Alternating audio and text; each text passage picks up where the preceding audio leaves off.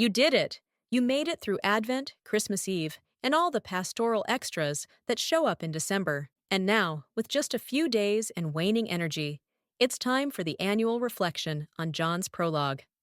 Here are a few resources to help you out. In this first Sunday of Christmas edition of the Lectionary Landing, we want to point you to 2 or 3 strong resources that are worth your time this week. Suggest one more if you've got a little margin, and offer a simple, preachable framework for John 1:1 to 18 when you and your congregation are both tired. First, the big picture. Why this text, this Sunday? John 1 is the gospel writer stepping back and saying, here's what all of this actually means. No shepherds, no manger, no angels. Just, in the beginning was the Word, and the Word became flesh and lived among us. One of our favorite quick companions here is Journey with Jesus. Their essay on John 1 connects the prologue directly back to Genesis, creation and redemption held together. They point out 2 big moves John makes. He echoes in the beginning, on purpose, so we hear this as new creation, not just a spiritual footnote to Bethlehem. He insists that the infinite Logos, the self-expression of God, enters time and matter, which means the material world is not disposable, and neither are our bodies. That's already a pretty good summary of what's at stake in this text. The one through whom everything exists chooses to show up as light and flesh in a world that doesn't always know what to do with him. For a low-energy Sunday after the holiday rush, that's good news. We don't have to manufacture magic. We just have to tell the truth about a light that keeps shining when the candles are packed away. If you only have time for one deeper reflection, if you've got bandwidth for just one more theological pastoral voice, I'd sit for a few minutes with the Grace Cathedral lectionary reflection for the first Sunday after Christmas. It names something that's very real in most of our pews and pulpits. People are bedraggled from the festive season. The world doesn't look magically fixed. We're stepping into a new year with energy at its lowest ebb, still being asked to talk about hope and new beginnings. That reflection pulls Isaiah 61, Galatians, and John 1 together around the idea that God's grace and light don't wait for us to be rested and ready. Hope often shows up exactly when we're stumbling across the threshold, not striding. For preaching John 1, you can let that shape your tone. Not triumphal, not sentimental, but gentle and honest. We're tired. The world is still a lot. And yet, the light shines in the darkness, and the darkness did not overcome it. If you're tempted to apologize for not having a more sparkly post-Christmas sermon, this reflection might cure you of that. Hearing it preached, the Word is still becoming flesh. Sometimes, especially on a week like this, it helps to hear someone else preach the text. One sermon that's worth your time is Michael Marsh's The Word is Still Becoming Flesh on John 1:1 to 18 for the first Sunday after Christmas. Here's what Marsh does particularly well. He moves John 1 out of abstraction by starting in a specific pastoral moment, a knock at the office door when the church is closed. It frames incarnation as something ongoing. The Word is still becoming flesh in our responses, our presence, our availability to one another.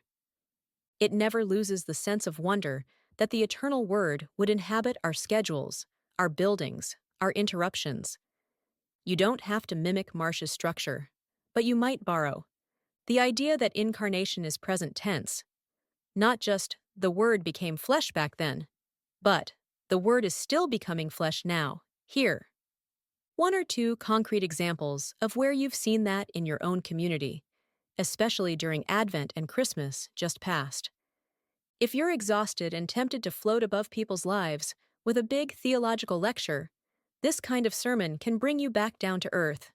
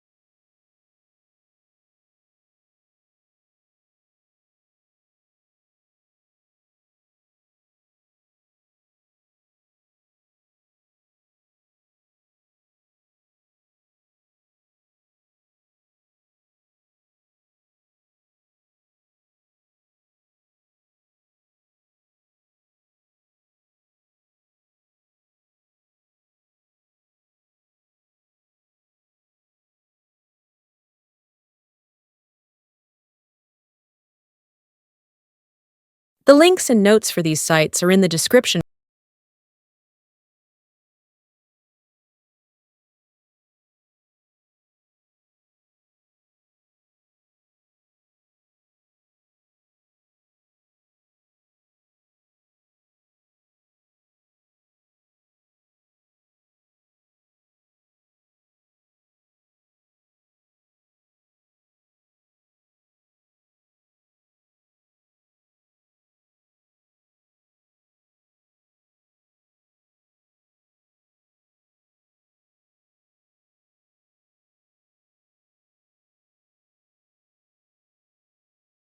One more resource if you have a bit of margin.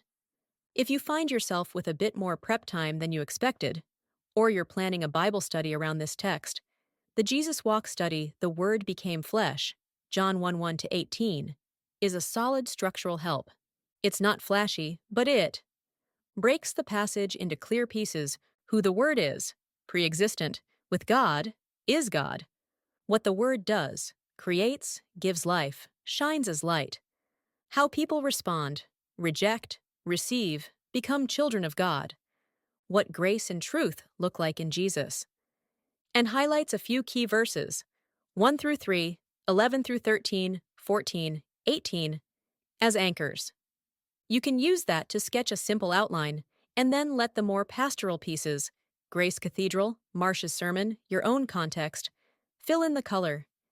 If you're running on fumes, you don't have to read this one, but it's a good backup if you need help organizing the big ideas without chasing every rabbit. A simple gospel lens for John 1 to 18. Let's talk about how you might actually preach this in 10 to 12 minutes on a sleepy Sunday. Here's one gospel lens you could use: from cosmic word to local flesh to this community as children of God. Movement 1, Cosmic Word, verses 1 to 5. Stay with the opening lines long enough to feel them. In the beginning was the Word. All things came into being through him. What has come into being in him was life, and the life was the light of all people. Name it plainly. This is bigger than Bethlehem. The child we just celebrated is the one through whom everything exists. You might even acknowledge how disorienting that is for people feeling small and worn out. The gap between all things came into being through him and I'm just trying to get through this week is real. Movement 2, Local Flesh, verse 14. Then walk slowly and reverently to verse 14, and the Word became flesh and lived among us. Draw on whatever language works in your tradition: moved into the neighborhood, pitched his tent among us, set up house with us. Then make it concrete and very local. Where has that looked real in your congregation this year? Someone who kept showing up with meals? Someone who sat in a hospital room or at a bedside? Someone who quietly did the unglamorous work of service all season long? Let those examples carry some weight. They let people see that Word made flesh is not just doctrine, it's what they've already experienced, even if they didn't have John's language for it.